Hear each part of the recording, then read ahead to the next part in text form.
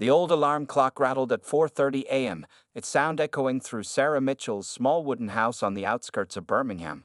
She didn't need it, though. Her body was already awake, trained by 20 years of early morning routines.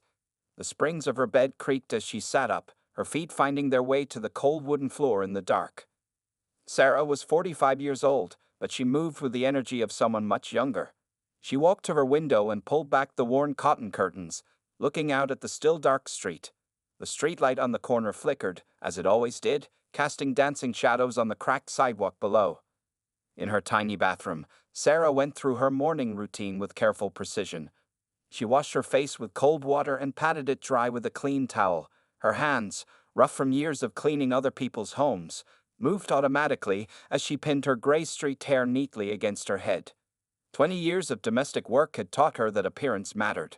White employers wanted their help to look presentable. Opening her closet, Sarah pulled out one of her 5 work dresses. It was made of simple cotton, faded blue with tiny white dots, but clean and pressed. She had ironed it the night before, just like she did every evening. The dress might have been old, but there wasn't a wrinkle to be found on it. Sarah believed in dignity, even in a job where others tried to strip it away.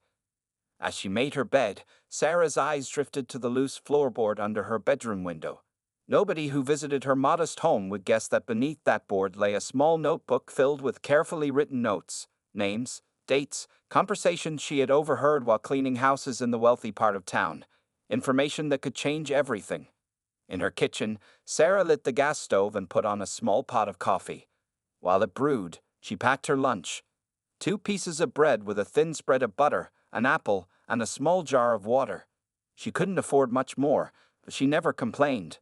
Her simple lunch was wrapped in a clean cloth and tucked into her worn leather bag, right next to a second notebook, empty, waiting to be filled with whatever she might learn today.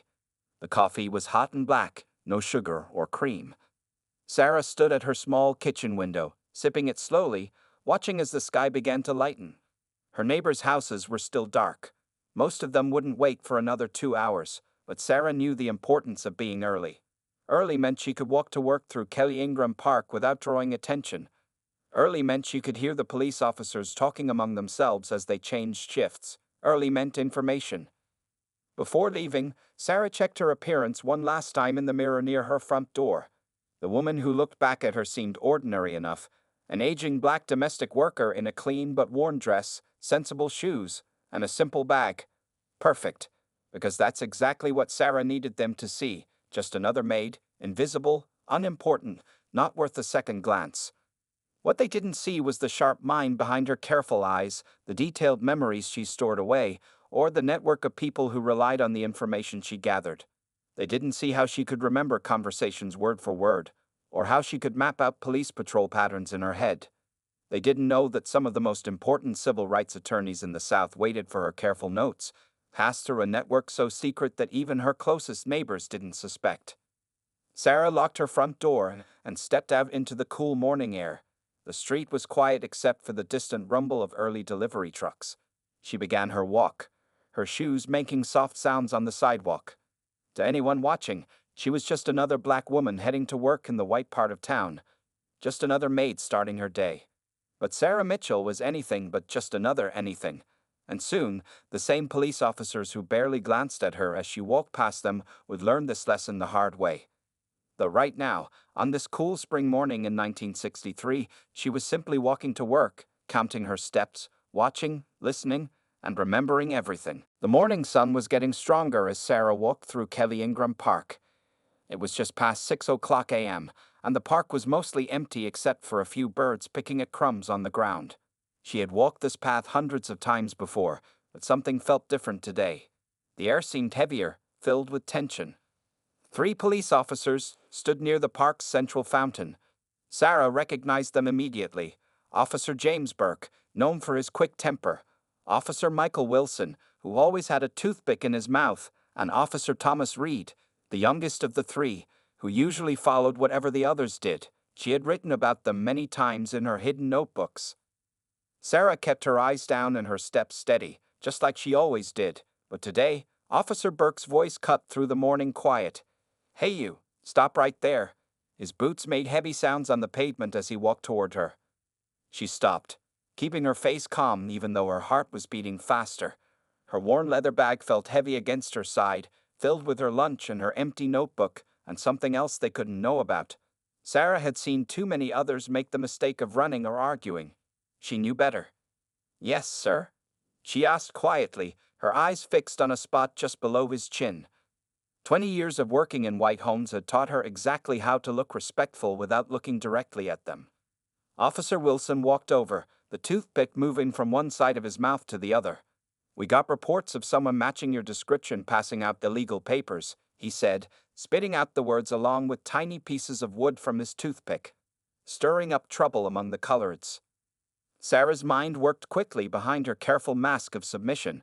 She knew exactly who had been passing out flyers. Young college students who worked with the movement. But they had finished their work 2 days ago, and none of them looked anything like her. These officers were fishing for trouble. "I'm just heading to work, sir," she said softly. "Mrs. Harrison is expecting me to have her breakfast ready by 7. She mentioned the name on purpose. Mrs. Harrison was the mayor's sister, and everyone knew it. Officer Reed, the young one, shifted uncomfortably. "Maybe we should let her go, Burke, if she's working for the Harrisons." But Burke wasn't listening. He grabbed Sarah's bag, pulling it roughly from her shoulder. "We'll see about that." He dumped everything onto the ground, her wrapped lunch, her water jar, her notebook. The cloth holding her lunch came undone, sending her bread into the dirt. Sarah watched her food fall, keeping her face still even as anger burned in her chest. She thought about the other notebook, the real one, safely hidden under her floorboards at home. These men could take her lunch, but they couldn't take her real work. "What's this?" Wilson grabbed the empty notebook, flipping through its blank pages with dirty fingers. "Planning to write down some more trouble?" "It's for Mrs. Harrison's grocery lists, sir," Sarah replied, her voice steady. "She likes me to write down what she needs from the store." Burke stepped closer, his face just inches from hers. She could smell coffee and cigarettes on his breath. "You think you're clever, don't you? Acting all proper and innocent. We know what your kind is up to." Sarah stayed silent. She had documented men like him for years, their habits, their patterns, their weaknesses. She knew Burke was the type who got angrier when people talked back. So she said nothing, which made him even more frustrated. "Check her pockets," Burke ordered Reed. The young officer hesitated but stepped forward. His hands shook slightly as he patted Sarah's dress pockets. She stood perfectly still, her dignity wrapped around her like armor. "Nothing," Reed reported, stepping back quickly. But Burke wasn't satisfied. His face had turned red with anger and frustration. Sarah saw something dangerous flash in his eyes. She had seen that look before, had written about it in her notebooks many times. It was the look that came before violence. "Well then," Burke said, his voice low and mean, "maybe we need to make an example. Show everyone what happens to troublemakers." He grabbed Sarah's arm roughly. "Wilson, see that tree over there? I think it's time we taught someone a lesson." Sarah didn't resist as they dragged her toward the old oak tree. Her mind was already working, remembering every detail, every word, every action. Someday, she knew, these men would regret this morning. But for now, she had to survive it. The old oak tree stood tall and dark against the morning sky, its thick branches stretched out like giant arms, casting long shadows across the grass of Kelly Ingram Park. Sarah felt the rough bark against her back as Officer Burke pushed her against the tree trunk. Her arms hurt where the officers gripped them, but she kept her face calm. Behind a nearby building, someone moved in the shadows. Sarah caught a quick glimpse of Jimmy Carter, a young photographer from the black newspaper. She had seen his camera flash reflect off a window. Sarah knew Jimmy well. He was part of her network, always ready with his camera to capture proof of police brutality. But she couldn't look his way. She couldn't risk the officers noticing him. "Get the rope from the car," Burke ordered Officer Reed. The young officer ran to their police car, his footsteps heavy on the morning grass. Sarah noticed his hands were shaking when he returned with a thick piece of rope. Officer Wilson laughed, still chewing on his toothpick. "Maybe this'll teach these troublemakers to stay in their place." He grabbed one end of the rope and started making a loop. Sarah felt her heart beating hard in her chest, but years of gathering information had taught her how to stay calm on the outside. She watched Wilson's hands work with the rope, memorizing every detail. She would need to write all of this down later, the type of rope, the way they tied it, every word they said. "Lift her up," Burke commanded. Wilson and Reed grabbed Sarah's arms, raising them above her head. The movement made her dress sleeve tear slightly. Burke took the rope and wrapped it around her wrists, tying them to a low branch that stretched out over their heads. Sarah's feet could barely touch the ground. The position made her shoulders burn with pain, but she didn't make a sound. Instead, she focused on the details around her. The way Burke's badge number caught the morning light, the smell of Wilson's cigarette smoke, the nervous sweat on Reed's forehead. From her painful position, Sarah could see more people gathering at the edges of the park. Some hurried past, looking away. Others stopped to watch, their faces showing fear and anger. She saw Mrs. Johnson, who worked at the corner store, cover her mouth in shock. Mr. Peterson, the old man who swept the sidewalks, stood frozen with his broom in his hands. Behind the building, Jimmy's camera kept clicking softly. Sarah silently thanked God for his presence. These pictures would tell the story that needed to be told. "Not so high and mighty now, are you?" Burke taunted, walking around the tree. "Think you can go around causing trouble in our town?" He stopped in front of her, his face red with anger and something else. Enjoyment. Sarah had seen that look before in other officers she had documented. Some of them enjoyed causing pain. The morning sun grew hotter. Sweat ran down Sarah's back, making her torn dress stick to her skin. Her arms felt like they were on fire, but still, she didn't speak. Her silence seemed to make Burke even angrier. "Say something," he shouted, his face close to hers. His spit hit her cheek, but she couldn't wipe it away. She just looked straight ahead, her eyes focused on something far away. Officer Reed shifted uncomfortably.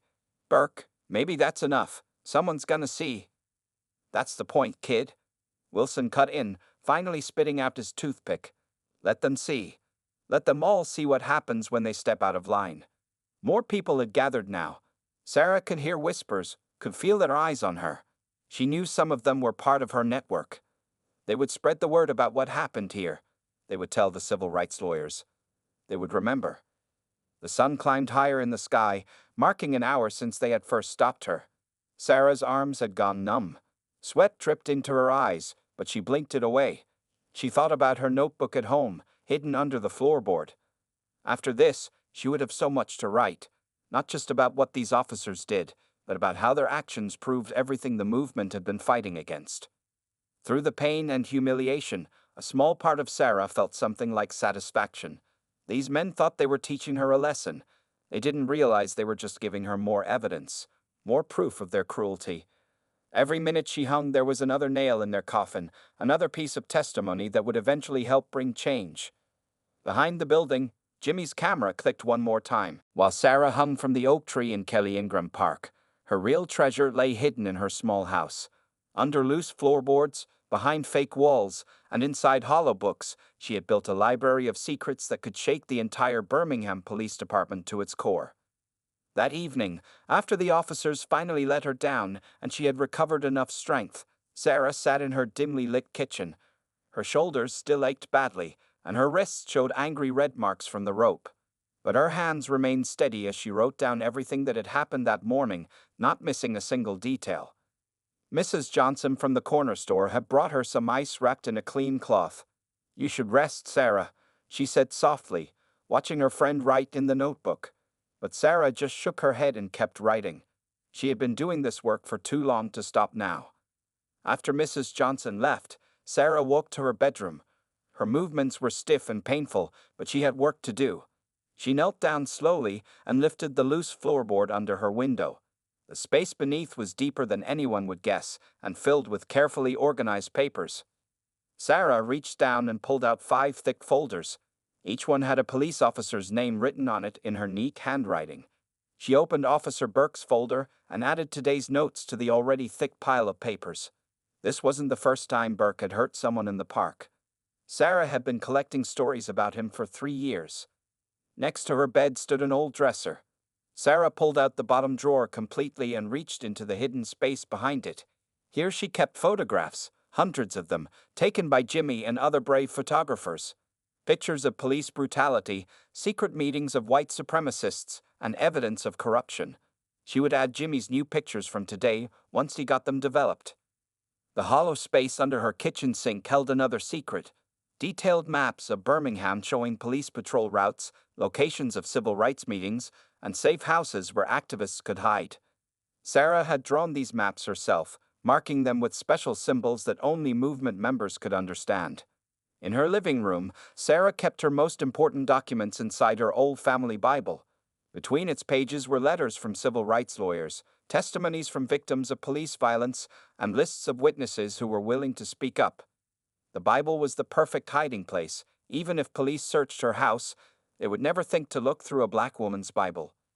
Moving carefully because of her injuries, Sarah gathered all the new information about today's incident. She wrote down every word the officers had said, described the rope they used, and noted how many witnesses had been in the park.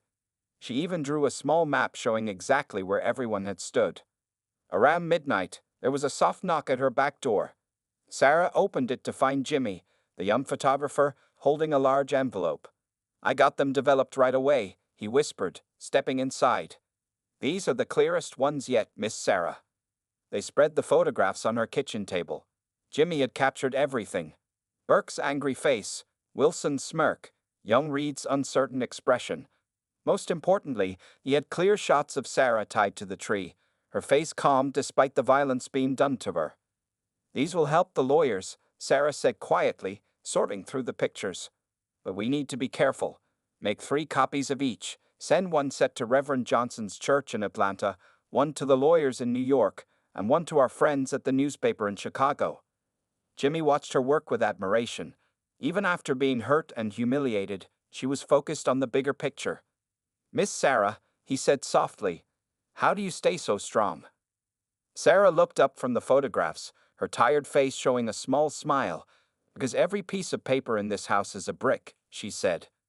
"And one day, we're going to build something with these bricks, something that will help our people find justice." After Jimmy left, Sarah carefully hid the new photographs and notes with her other files. Her body was tired and sore, but her mind was sharp. Burke and his fellow officers thought they had taught her a lesson today. They didn't realize that they had just added more evidence to a case that had been building for years. In the quiet of her house, surrounded by her hidden files and secret documents, Sarah finally allowed herself to rest. Tomorrow would bring more work, more watching, more collecting of evidence. But for now, she had done her part to move the struggle forward, one painful, important piece at a time. 3 days after the tree incident, Sarah's tiny kitchen came alive at midnight. 5 people sat around her small table, speaking in whispers. These weren't ordinary visitors. They were key members of what Sarah called her kitchen cabinet, the secret network she had built over 20 years. Reverend Marcus Thomas, who everyone thought was just a quiet preacher, spread out a map on the table. Mary Louise Baker, who worked as a telephone operator, brought messages collected from overheard police calls. David Wilson, a janitor at City Hall, carried papers he had rescued from office trash cans. Professor Angela Wright from the Colored College brought student reports about police movements. And Jimmy Carter, the young photographer, shared his latest pictures. "The tree incident has stirred things up," Reverend Thomas whispered, his finger tracing lines on the map. "White folks are talking. Some don't like what the police did to Sarah." Sarah poured coffee into chipped cups, moving slower than usual because of her still sore shoulders. "That's exactly what we needed," she said quietly. "When they hung me there, they thought they were showing their power. Instead, they showed their cruelty." Mary Louise leaned forward, her voice low. "I heard something interesting on the police lines today. Officer Burke's wife called the station, upset about people leaving notes in their mailbox. Seems like some white ladies from her church are asking questions about what her husband did." Sarah nodded, making notes in her special notebook. She had learned long ago that white people's guilt could be a powerful weapon for change. "What about City Hall, David?" The janitor pulled some crumpled papers from his pocket. "They're worried. The mayor got 3 calls from newspaper reporters up north. They're asking about police behavior in Birmingham. Found these papers in the trash after their emergency meeting." Professor Wright adjusted her glasses. "My students counted 8 new police patrols in the colored neighborhoods this week. They're nervous, trying to show force. But it's making more people angry, especially after what they did to you, Sarah." Jimmy spread his photographs on the table. These pictures are traveling fast, he said proudly. Chicago Defender wants to run them next week, and SCP lawyers in New York are asking for copies. Sarah looked at her kitchen cabinet. 5 ordinary people who helped run one of the most effective intelligence networks in the civil rights movement. None of them looked special. That was their strength.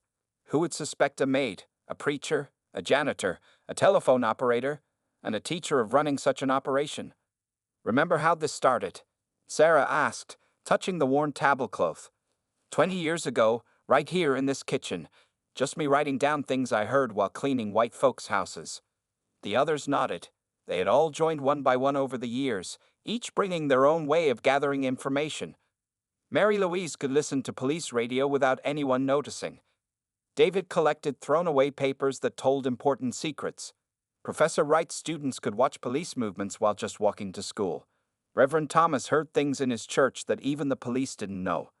Next week is important, Sarah said, opening her notebook. Burke and his friends think they scared us, but we're going to use what they did to make changes. She started giving out assignments, her voice firm but quiet. Mary Louise would listen extra carefully to police calls. David would watch for special meetings at City Hall. Professor Wright's students would map out where police cars parked at night. Reverend Thomas would talk to his friends at other churches, sharing Sarah's story. Jimmy would get his pictures to more newspapers.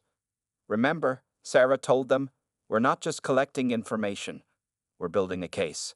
Every note, every picture, every piece of paper is evidence. When the lawyers are ready, we'll show that what happened to me wasn't just one bad day. It's how they treat our people all the time. As her kitchen cabinet gathered their things to leave, Sarah watched them with pride. To the outside world, they were just regular folks trying to get by. But here, in her kitchen at midnight, they were soldiers in a different kind of army, fighting with information instead of weapons. Be careful, she told each one as they left through her back door, disappearing into the dark Birmingham night. Keep your eyes open. Keep your heads down. And remember, they never suspect the quiet ones. After they left, Sarah added new notes to her hidden files. Tomorrow, she would go back to cleaning houses, looking harmless and invisible. But now, after the tree incident, her network was stronger than ever. The police thought they had hung up a helpless maid. They didn't know they had actually helped the leader of Birmingham's most powerful secret resistance. 1 week after Sarah was hung from the tree, Birmingham woke up to a storm. Not a storm of rain and thunder, but a storm of pictures and news that shook the city to its core. The Chicago Defender's front page showed Jimmy's photographs in stark black and white. There was Sarah, hanging from the oak tree, her face calm and dignified. There was Officer Burke, his face twisted with anger. There was Officer Wilson smirking, and young Officer Reed looking scared. The newspaper's headline read, Alabama Police Torture Respected Maid. Sarah sat at her kitchen table that morning, drinking her coffee and reading the paper that Professor Wright had brought her. Her shoulders still ached when she lifted her cup, but she felt a different kind of strength today. The truth was finally coming out. The telephone in Mrs. Harrison's house, where Sarah still worked, rang all morning. White ladies from the garden club called, shocked to see their friend's maid in the newspaper. Mrs. Harrison herself couldn't stop crying when Sarah arrived for work. Sarah, why didn't you tell me? Mrs. Harrison asked, holding the newspaper with shaking hands. I've known these officers for years. I never thought they would. Her voice trailed off as she looked at the pictures again. Sarah just kept quietly dusting the furniture. Some things are hard to talk about, Mrs. Harrison, she said softly, but inside, she was thinking about the notebook hidden under her floorboards, filled with stories about those same officers that would shock Mrs. Harrison even more. By afternoon, more newspapers had picked up the story. The New York Times ran a special article about police brutality in the South. The Atlanta Journal wrote about how Sarah had worked for the same family for 20 years without a single complaint. Every story showed Jimmy's photographs. At the police station, things were falling apart. Officer Burke arrived to find his locker covered with copies of the newspaper pictures. The police chief called him into his office, yelling so loud that Mary Louise could hear it through the telephone switchboard. Even Officer Wilson's toothpick couldn't hide his nervous frown. Reverend Thomas reported that white churches were talking about it during their Wednesday meetings. David, cleaning the halls of City Hall, heard the mayor shouting about bad publicity and damage control. Professor Wright's students noticed fewer police cars patrolling their neighborhoods. The biggest surprise came when 3 more maids who worked in wealthy homes came forward.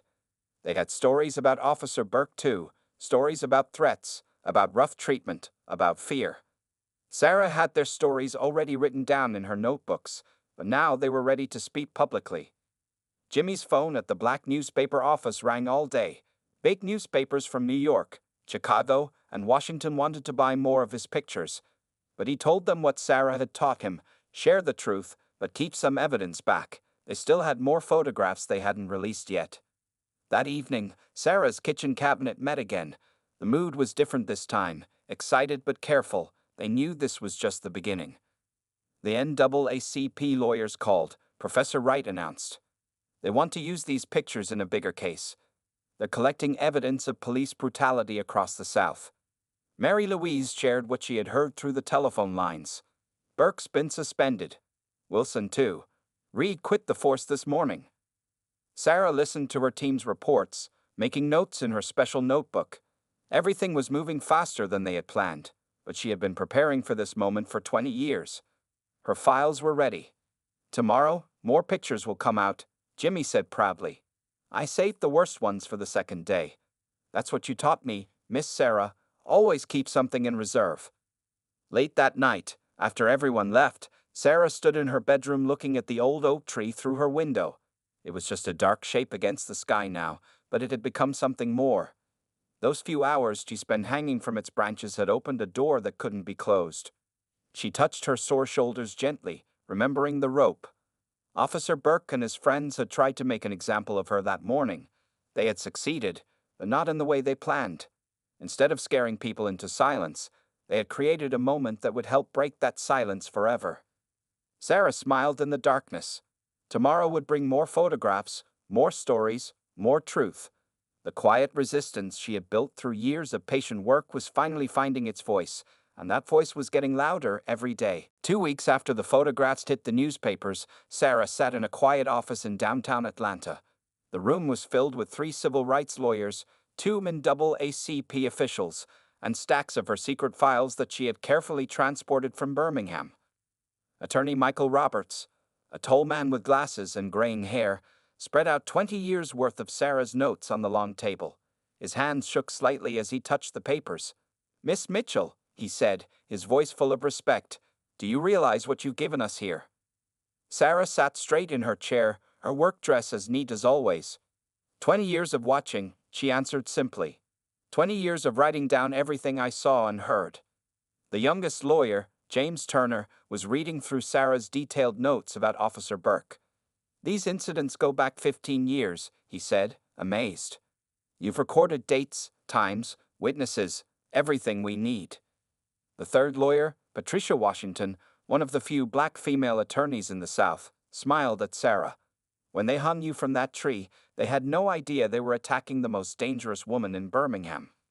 Sarah's evidence filled 32 boxes. Each one contained carefully organized proof of police brutality, corruption, and civil rights violations. There were Jimmy's photographs, Mary Louise's notes from police radio calls, David's rescue papers from City Hall trash cans, and hundreds of witness statements Sarah had collected over the years.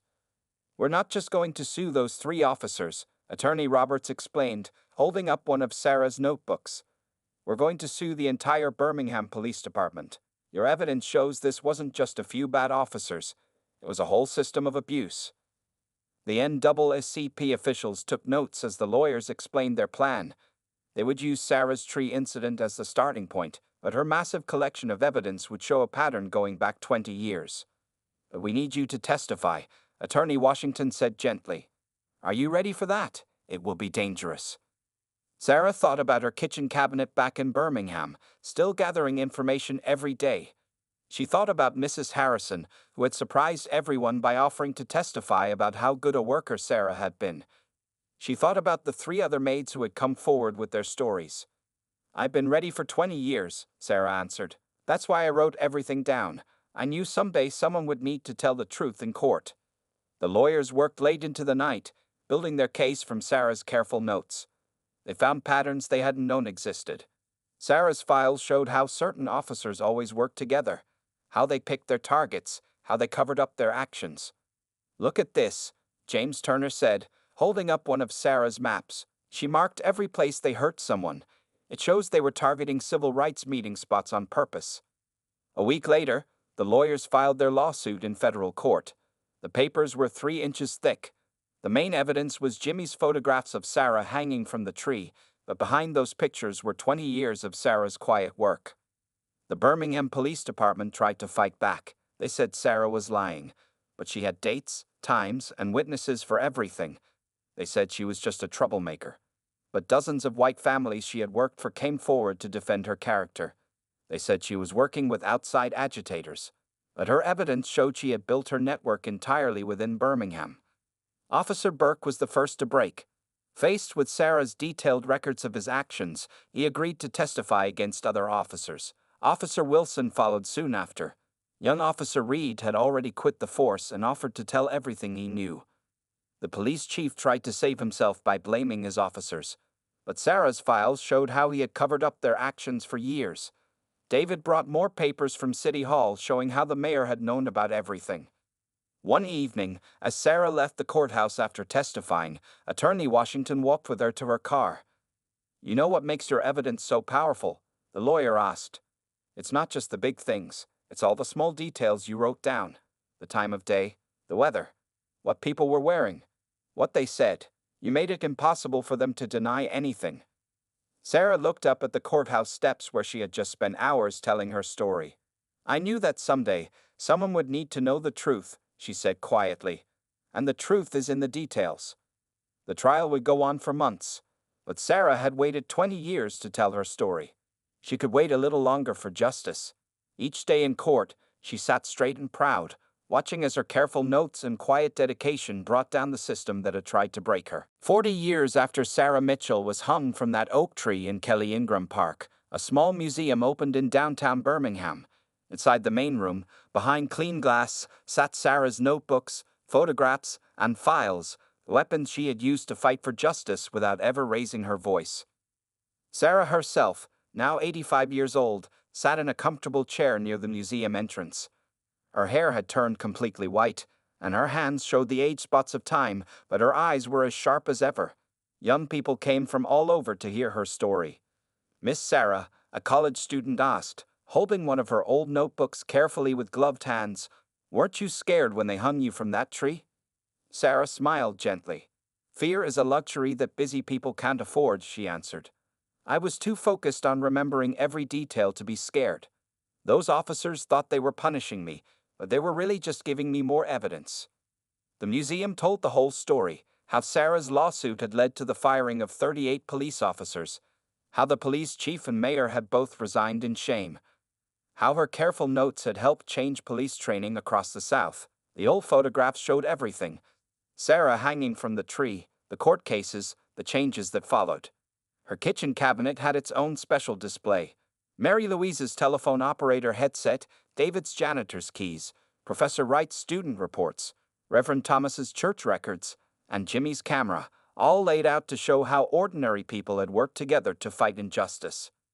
"The real heroes," Sarah often told visitors, "are the ones nobody suspects.